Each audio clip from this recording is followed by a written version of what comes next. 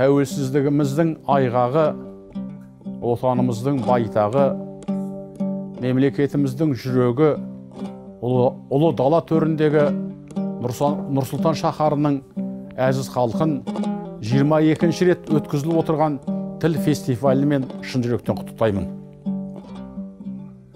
Негізгі ата заңымызда қазақ тіліне мемлекеттік мәртебе берілгені елімізге аян. Қазақ тілі өзінің қанатын кең жайып, өрістеу үстінде, өркендеу үстінде екені тағы да белгілі. Қазақстандық патриотизмнің, отаншылдықтың, елшілдік, мемлекетшілдіктің, интеллектуалдық мәдениеттің басты көрсеткіші ол ана тілінде сөйлеу, ойлау және ана тіліңді ардақтау, сыйлау. Халықтық, ұлттық рух ол ана тілінде. Сондықтан да ана тілін қорғау дегеніміз ол шекараны қорғау мен бірдей. Ана тілін қорғау дегеніміз ол ұлы даланы қорғау дегеніміз. Қазақ тілінің өрісінің қандай екендігіне бір-екі үш мысал келтіруге болар еді.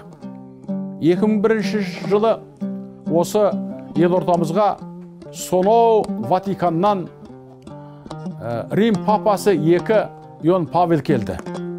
Сонда елорда тұрғындарының алдында адамшылықтың алды махаббат, ғадалет сезімдеп бастады.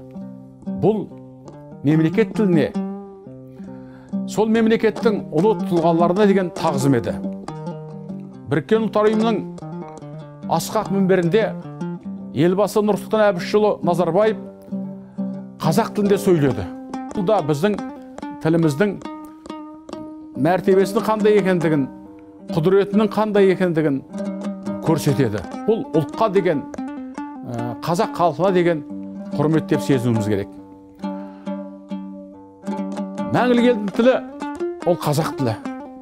Қазақ тілінде гректің, еврейдің, араб парсының, бүкіл түркі жұрттарының элементтері қазақ тілінде.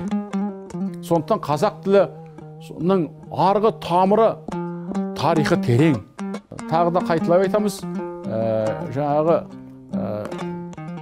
елді сыйлау, жұртты сыйлау, халықтың тарихын сыйлау, мәдениетін сыйлау, ол осы мемлекет тілден басталады. Мемлекеттік тіл патриотизмнің белгісі.